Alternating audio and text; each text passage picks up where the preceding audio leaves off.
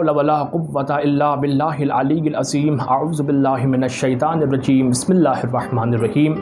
آج کی مکی مرحلے کی 15ویں ویڈیو میں مجھے اس بات کا ذکر کرنا ہے کہ منزل عزی بالحجنات کے بعد امام کا کارواں کس منزل پر ٹھہرا اور وہاں پر کون سے واقعات پیش آئے۔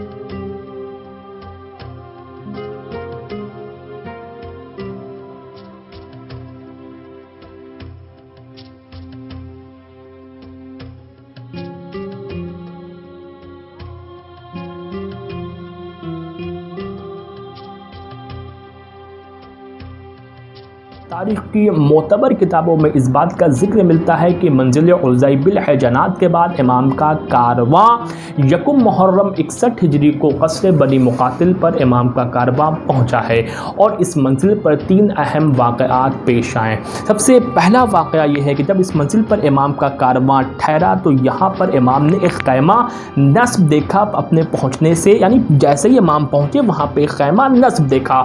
امام نے سوال کیا یہ خیمہ کس کا ہے؟ معلوم ہوا کہ عبید اللہ ابن حور جوفی کا یہ خیمہ نصب ہے۔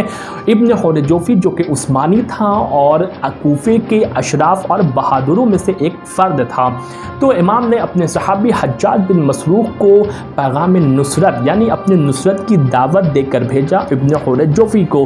ابن حور جوفی کے پاس جیسے ہی وہ صحابی یعنی امام کا وہ صحابی ان کے خیمے میں پہنچا تو اس نے کہا کہ اے ابن حور جوفی، میں تمہارے لیے بہت ہی قیمتی اور نایاب تحفہ لایا ہوں، اگر تم اس تحفے کو قبول کرو گے تو حقیقی سعادت تمہیں حاصل ہوگی۔ اس نے کہا کیا تحفہ لائے ہو؟ اس نے کہا کہ نبی کا نواسہ اسی منزل پر ٹھہرے ہوئے ہیں، اسی منزل پہ قیام پذیر ہیں فرزند رسول، اور اگر تم ان کی نصرت کرتے ہو، ان کے دشمنوں کے ساتھ جنگ کرتے ہو تو یہ حقیقی سعادت مندی ہوگی۔ اس نے کہا خدا کی قسم جب میں کوفے سے روانہ ہو رہا تھا تو پشت کوفہ پر ایک عظیم لشکر اس بات پر آمادہ اور تیار تھا کہ حسین ابن علی اور ان کے شیعوں کو قتل کرے، لہذا میری نصرت بھی حسین ابن علی کو فائدہ نہیں پہنچا سکتی، یعنی انہیں قتل سے نہیں بچا سکتی، اور میں بھی یہی چاہتا ہوں کہ نبی کے نواسے سے ملاقات نہیں کروں۔ حجاج یہ جواب لے کر واپس آ گئے اور یہ جواب جو ابن حور جوفی نے امام کو جو حجاج کو پہنچایا تھا ان باتوں کو سنا۔ پھر امام خود اپنے اصحاب کے ساتھ ابن حور جوفی کے خیمے میں تشریف لے گئے۔ ابن حور جوفی نے امام کو آتے ہوئے دیکھا تو خود استقبال کیا، خوش آمدید کیا، اور پھر امام نے ان سے اپنے معاملے کو پیش کرنے کے بعد امام نے کہا اے ابن حور جوفی، کیا تم نہیں چاہتے کہ تمہارے سارے گناہ معاف کر دیے جائیں کیونکہ تم بہت گنہگار ہو؟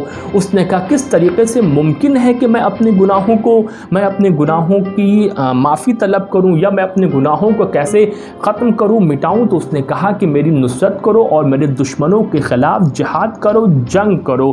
اس نے کہا کہ مجھے اس امر سے معاف فرمائے، البتہ یہ ایک میرا بہترین گھوڑا جس کا نام ملحقہ ہے، اس گھوڑے کی خاصیت یہ ہے کہ میدان جنگ میں جس دشمن نے بھی میرا پیچھا کیا ہے وہ مجھے پکڑ نہیں پایا، البتہ میں نے میدان جنگ میں جس شخص کا بھی جس فرد کا بھی پیچھا کیا ہے میں نے اسے پکڑ لیا۔ امام نے اس نصرت کو قبول نہیں فرمایا اور کہا جب تم میری نصرت کے لیے آمادہ نہیں ہو تو میں تمہارا گھوڑا لے کر کیا کروں گا؟ گویا ہم گمراہ لوگوں کو اپنا قوت بازو نہیں بناتے ہیں۔ یہ ایک منزل یعنی ایک واقعہ یہاں پہ پیش آیا۔ دوسرا واقعہ یہ پیش آیا کہ اسی منزل پر امام کی ملاقات عمرو بن قیس مشرقی سے ہوئی۔ وہ خود کہتا ہے کہ میں اپنے چچا زاد بھائی کے ساتھ اس منزل پر امام کی خدمت میں پہنچا۔ بعد سلام امام نے مجھ سے پوچھا کہ کیا تم ہماری نصرت کے لیے یہاں پر آئے ہو؟ اس نے کہا نہیں کہ میں کثیر العیال ہوں اور لوگوں کی امانتیں میرے پاس موجود ہیں، میں ابھی مرنا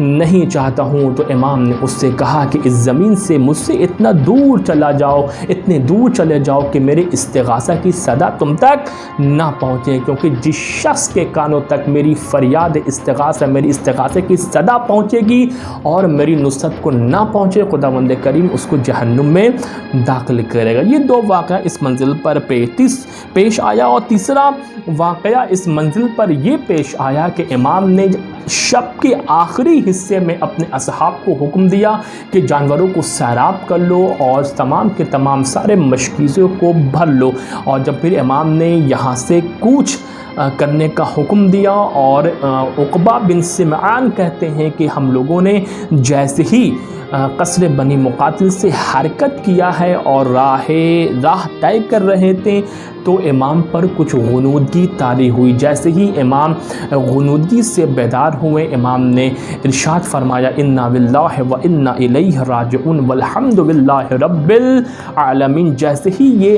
کلمہ استرجاع کی صدا بلند ہوئی، امام کے فرزند ہم شبیہ ہے پیغمبر حضرت علی اکبر بڑھ کے اپنے بابا کے قریب آئے کہ بابا ابھی اس وقت اس کلمے کو جاری کرنے کا سبب کیا ہے؟ تو امام ارشاد فرماتے ہیں کہ ابھی کچھ دیر کے لیے میری آنکھ لگی تو میں نے دیکھا کہ ایک سوار ہے جو یہ کہہ رہا ہے کہ یہ لوگ اپنا راستہ تو طے کر رہے ہیں مگر موت ان کے پیچھے پیچھے آ رہی، یعنی ہمیں موت کی اطلاع دی گئی۔ علی اکبر نے عرض کیا بابا جان خدا آپ کو کوئی رنج و غم کی صورت نہ دکھائے، کیا ہم حق پر نہیں ہیں؟ تو امام نے فرمایا کیوں نہیں، یقیناً قسم اس خدا کی جس کی جانب ہم لوگوں کی بازگشت ہے، ہم حق پر ہی ہیں۔